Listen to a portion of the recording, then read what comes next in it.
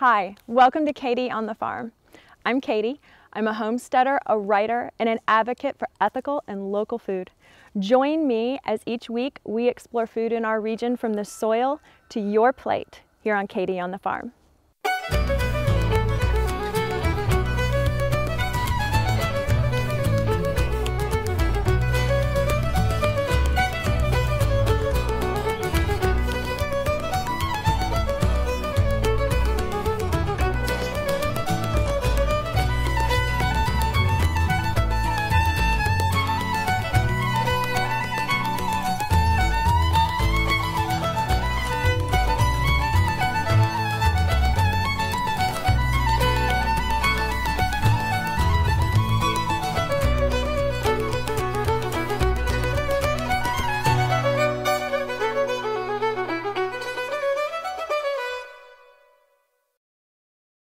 Welcome to this episode of Katy on the Farm. Today we're in downtown Brunswick, Georgia at local fare restaurant, the Farmer and the Larder. So we're going to go inside and talk to Chef Matthew and to Jovan about what they're doing here and their role in the local food movement in Georgia.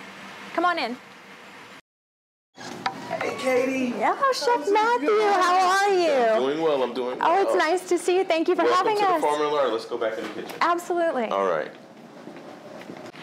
I'm here with Chef Matthew Raiford at the Farmer and the Larder in Brunswick. And Chef Matthew, can you tell us what you're doing with these beautiful peppers? So I harvested some peppers out of our high tunnel about 2 days ago. And I was thinking about, okay, what can I do here at the restaurant?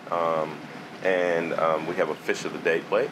And so I'm thinking about making some really nice pepper oil. We have a few hot that are in here, kind of like an African bird pepper. We have some cubanellos, which usually look a little bit like a banana pepper, kind of a greeny yellowish color. Okay. But I let them go a little bit further, get a little further into maturity right here. And then we have some little bells that are in here also. And so what I'm going to do is I'm going to allow this to cool down for probably about an hour or two, and kind of let it steep. And then I'm going to pour it in the Vitamix and puree it. And once I do that, then I'm going to strain it.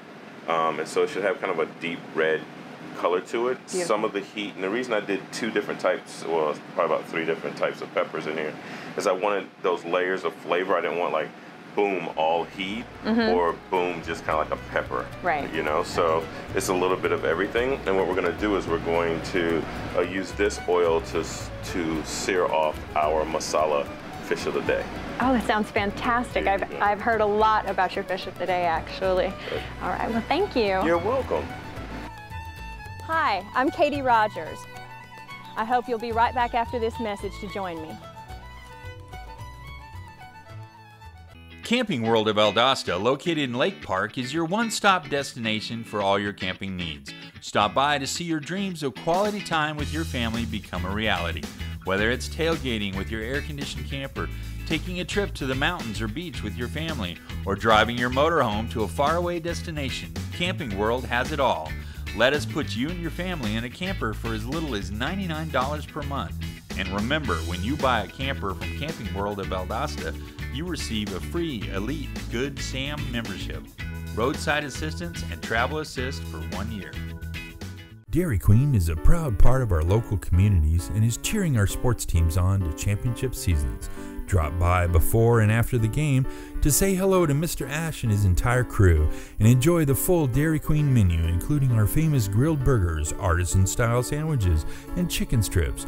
Cool off with our renowned smoothies, slushies, malts, and iced coffees. Try our fabulous desserts and take an ice cream cake home for that special occasion, or just to treat the family. Dine in or take out at Dairy Queen locations in Homerville, Blackshear, Folkestone, and Fernandina Beach.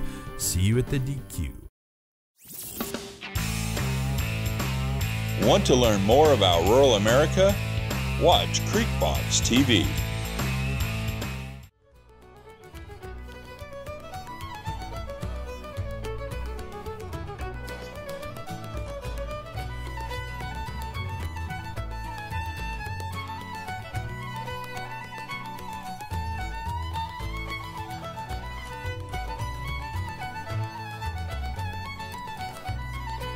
This is a fantastic, locally focused restaurant, and I've been very impressed by your background and the amazing credentials you've brought back to this area.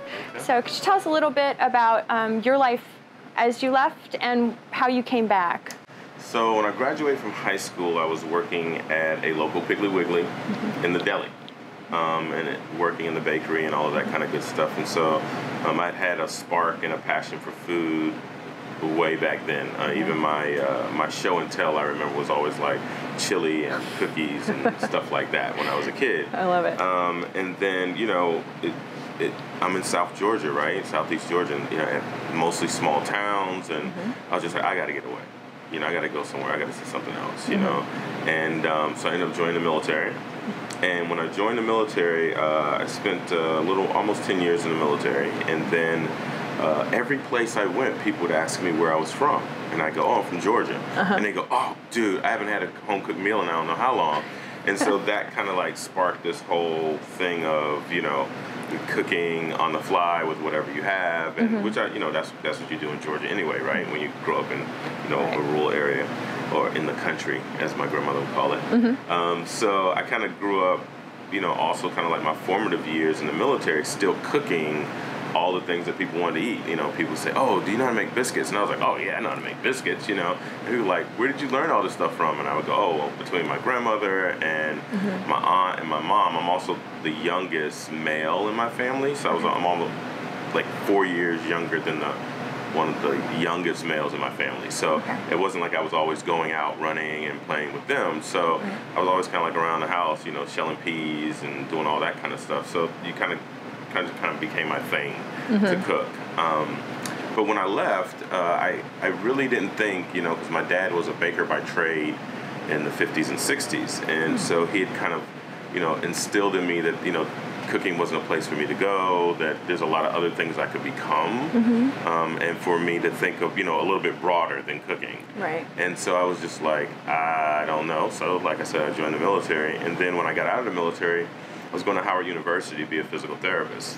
And while I was there, I met a lot of people that would, well, I was a 28-year-old freshman. Let's put that into perspective, right? So a 28-year-old freshman going to college, and what does a 28-year-old freshman do but throw parties? So you know, here I was, but at these parties I would cook. I mean, I would cook like massive amount of food, and I would charge people for that food.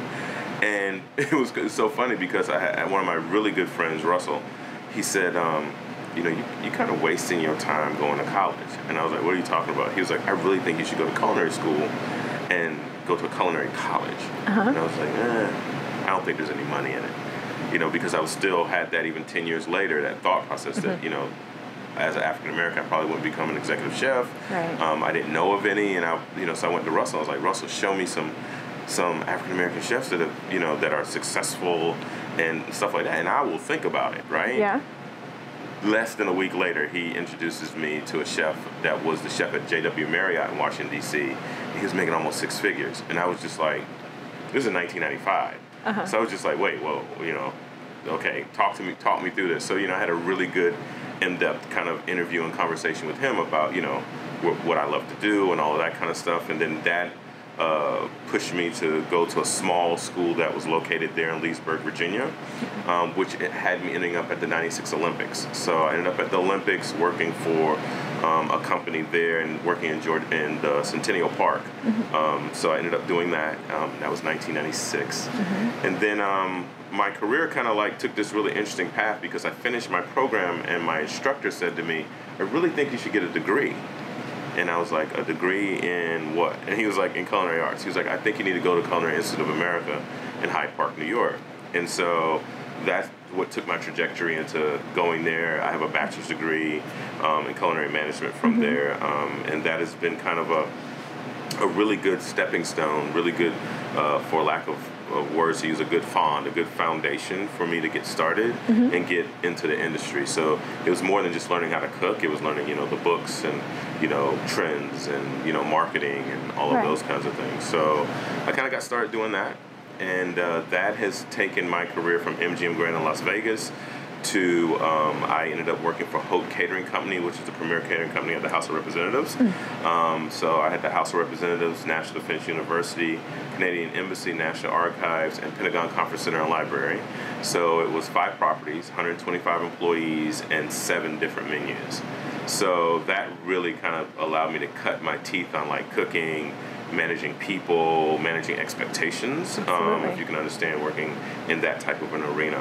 So yeah, that really took me into some different arenas there. And then, excuse me, in 2010, my sister and I came home for a family reunion and sat down with my grandmother, my aunt, my mom. And for years they've been saying, you know, what are we going to do with all this land that we have? And I said, man, y'all ought to go back to farming it. That's what y'all used to do. Go back to farming. And here I am in 2010. I say to my grandmother, I was like, Nana, I said, I really think we should go back to farming it. And she said, did you say we? And I said, yeah, I think we can go back to farming it like we used to. I know it'll be some work because I know you know no farming's been done on the property in a long time, but I think we should, you know, jump back in.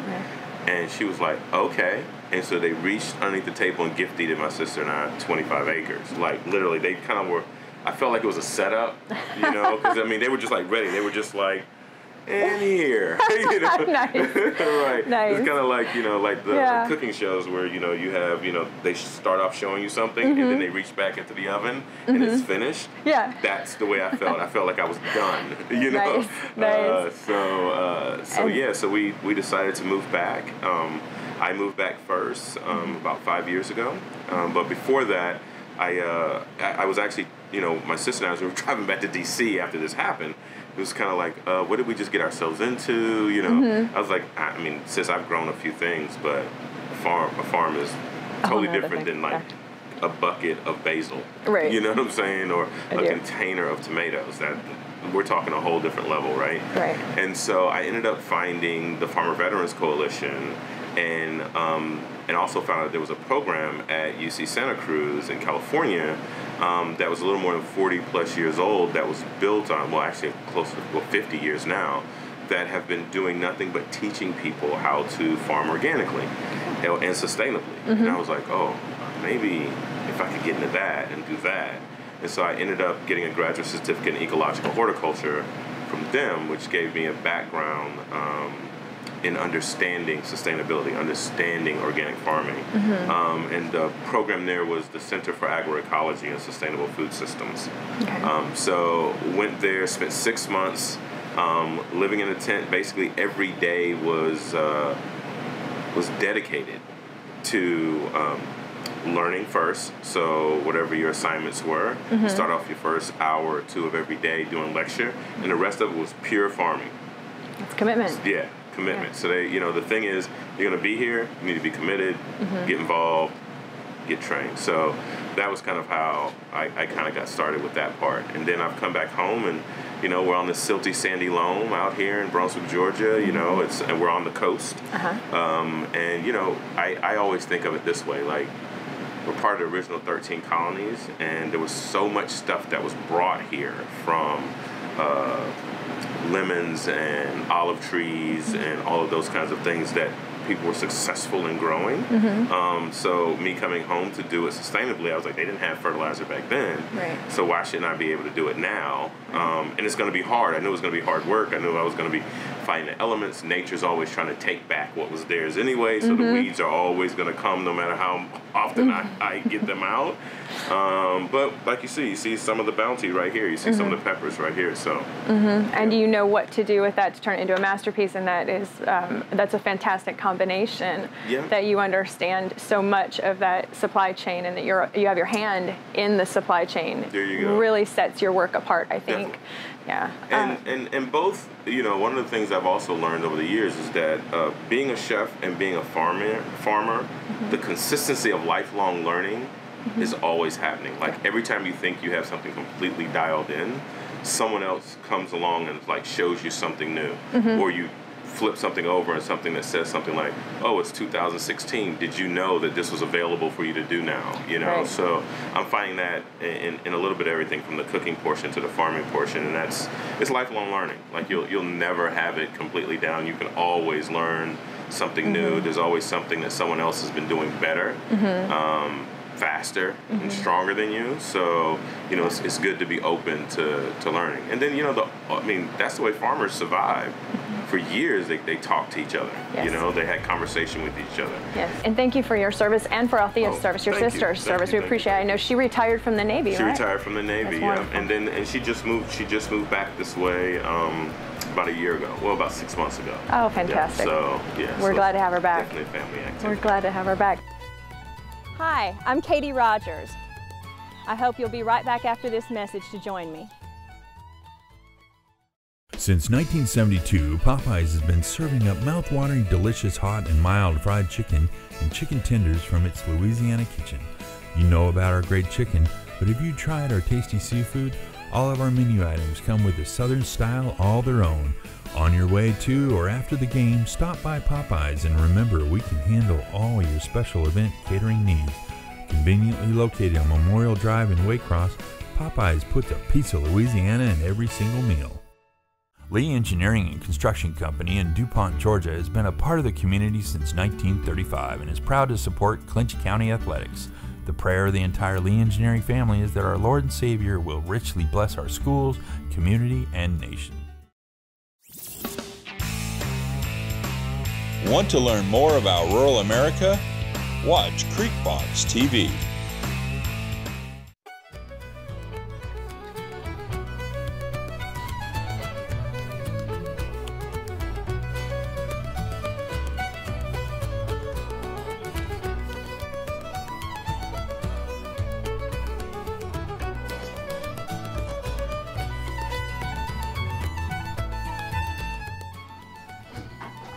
We're here at the Farmer and the Larder in Brunswick, Georgia, and I'm here with Jovan Sage and Chef Matthew Raiford. And you are life partners and business partners, and this whole enterprise is the two of you working in concert. So we've got to talk a little bit to Chef Farmer. I love that title, that hybridized title. But Jovan, I'd like to talk to you a little bit. You also have a really interesting backstory that brought you here to Georgia. Could you give us a little bit of your history? So my background is actually in community organizing and nonprofit management. So really working with communities, working with people to empower their lives, change laws, and, you know, again, also change the food system within their schools, their communities, and their cities. So, you know, I was actually a director with Slow Food USA, so doing food and farming advocacy, not only nationwide, but also internationally as well. So really connecting with farmers, producers, and chefs around, you know, what is this food industry? What is this food movement? And how do we, you know, do better, eat better, live better? Absolutely, absolutely. Well, we certainly appreciate that. Now, you mentioned slow food, and you two met over slow food, is that right? Because you represented the U.S., right? I did. I actually went with the group SAFON, which is the Southeastern African American Farmers Organic Network. So I went with them in 2012 to to Terra Madre in Turin, in Italy, and it was an amazing event to see, you know, what 150, 200,000 plus people. Over 5 days. Over 5 days. That are all talking about good, clean, and fair food. And I know that's kind of like a really vague thing, right? But when you're talking about like good food, like food that, you know, has not been genetically modified, as in has not been moved from kingdom to kingdom, you know, animal kingdom, plant kingdom kind of a thing. It wasn't until Jovan moved here that I found out that 33% of the marshes for the Atlantic are right here on Georgia's coast.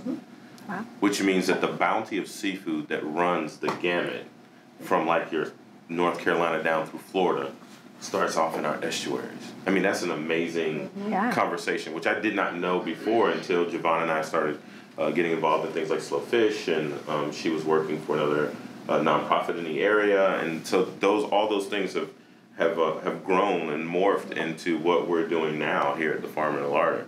And I know earlier I talked about us not being like uber local, but trying to, like, so far as fishing goes, we try to keep Super everything as super local as possible. We're coastal people. We're coastal people. Why wouldn't we? Why Right. import something if we've already got it right here? And it's absolutely delicious. Right. Yeah. So, we have we kind of have a standing order with City Market. They know we want Georgia wild caught shrimp.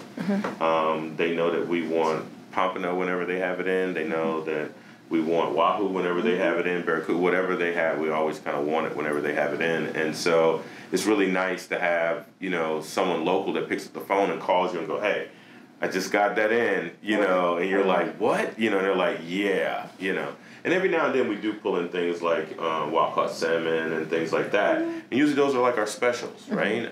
Especially when we have them and they come in, which is another good thing is to be connected with someone that is connected with the local fishermen that are in the area, like the saplo clams that we get, which are just amazingly perfectly salty. Right. The oysters that we get. Well, and now we're connecting to a lot of the work that's happening, between the Marine Extension and the work that they're doing to revive Georgia's oyster industry. Yeah. We used to be the top producer of oysters, so someone in the middle of Kansas City, Missouri, where I grew up, they got a can of oysters back in the day. It was Georgia oysters. And so how can we start to, connect to the industry that was here, the food industry that was here, and continue to revive some of those natural resources that, are important to our ecology, but also important to our diets. Right.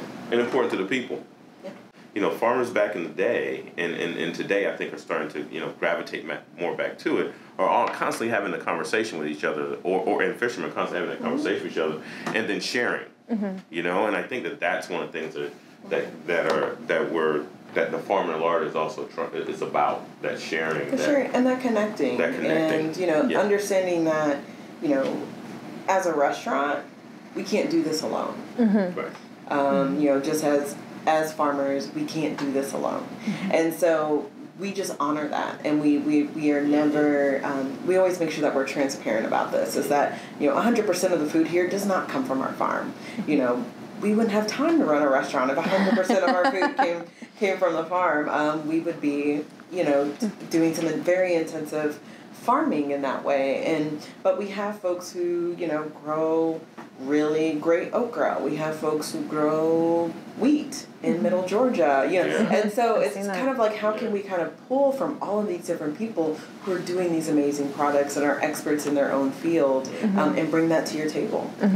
And you highlight those things, which is great. A lot of times people don't know what's available, and you are able to prepare it in a way and prompt the questions and the environment that highlights it and draws people into that. I wanted to talk to you about one more thing. You brought up Seed Savers Exchange, and we're big fans. We're members of Seed Savers. Could you tell us a little bit about your role and maybe help direct people there? Yes. So I'm actually on the board of directors for Seed Savers Exchange. They brought me on last year, and one of the reasons they brought me on the board was, again, my background, connected to food and farming advocacy, as well as my connection to Gilliard Farms. And so, I kind of bridged this gap between, the seed to the plate. Right. And I just get really excited about that. So, what Seed Savers Exchange focuses on is building these communities of seed savers, not just across the U.S., but across the world. And also promoting open pollinated heirloom variety seeds. So, it's not just we have the seed and, we're just going to grow it and send it out to everybody, but we actually have people who research the history, oh, where did this come from? Who grew this? What did you make from it? How did that get passed down? How did you do seed saving in the past? And working to bring that education to the forefront and, let folks know, okay, this came from this farm, and this is what grandma did with the bounty from this, and these are the recipes that we connect to this, and we want to make sure we get that into as many people's hands as possible, because we just think, well, one, stories taste better. Right, absolutely. Absolutely, it's a great line. And it continues to push this idea that, we've lost so much of our biodiversity due to decisions that we made to have, tomatoes year-round. So it means you have to grow a very specific kind, and often they come from other countries. But, some of the best tomatoes are ones that you're never going to find in a grocery store. They come from your neighbor up the road. They, come from your grandfather's farm. And so we should promote that as much as possible and get those seeds into as many hands as possible so we can continue to have, our ugly fruits and vegetables, but also just our really tasty fruits and vegetables. Right. Absolutely, absolutely. So everyone can get online and order the Seed Saver catalog, but I think it's only $35 or $40 a year to become a member and get that comprehensive catalog. That's so amazing. Well, and as a member, I think it's maybe $45 or $50. You also get a discount. Oh, okay. On your seats. Every time I go there to Iowa, I'm always just kind of like blown away where I'm just like, oh my goodness, and you do this, and you do that, and you do it well. And I think that that's, as far as like nonprofits that you can get behind, Seed Savers Exchange is one of them, and I'm excited to be in service of the board. So wonderful. Well, thank you for sharing. Now, if someone's interested in the slow food movement that you are so instrumental in starting and hosting the chapter here, how could they find information about that? Yeah, so the best place to go to is slowfoodusa.org, and there, you'll be able to see what the national organization does and how it connects to these international movements, but you'll also be able to go to their chapter section and see if there's a local chapter in your area and connect to them from there. So slowfoodusa.org is a great resource for that. For Seed Savers Exchange, it's just seedsavers.org. And, again, you can get that little catalog in the mail or go through their website, or every July we have our conference and camp out. And here in the South, there's also Southern Exposure. Southern Seed Exposure. Southern Seed Exposure. Ira Wallace is one of the founders there, and they're specifically working with Southern seeds. So they're just another really great resource, and also came out of some of the work that was happening at Seed Savers. So again, another one of those kin relationships, and just a really Ira is just a really great resource for growing in the South. I think they're based in Virginia. Yes, they're based in Virginia. Yeah, absolutely. All that research.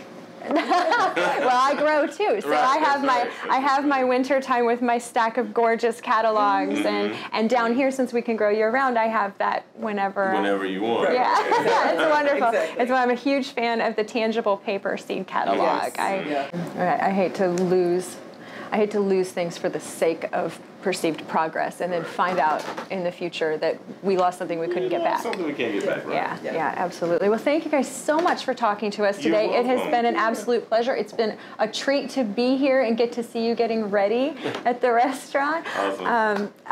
And you have a website for the restaurant and for the larder. Yes. It's farmerandlarder.com. So you can find out about our specialty classes, our dinner and brunch menus, as well as our special events. We love to do special events here, and that's just a really great place to do that.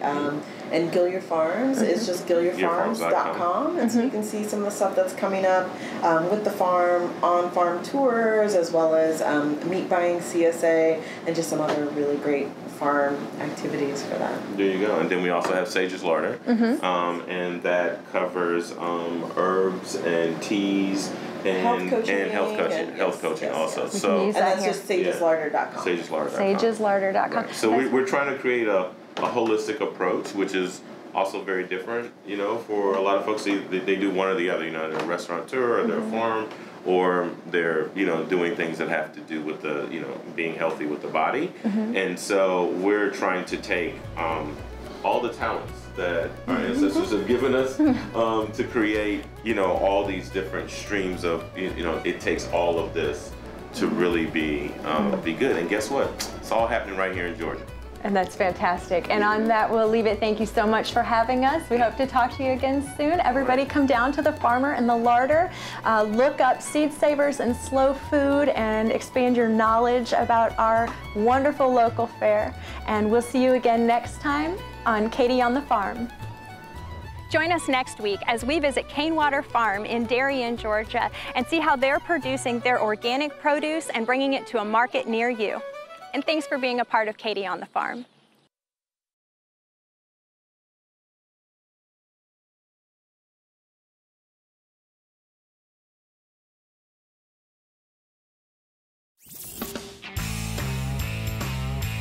Thank you for watching CreekboxTV.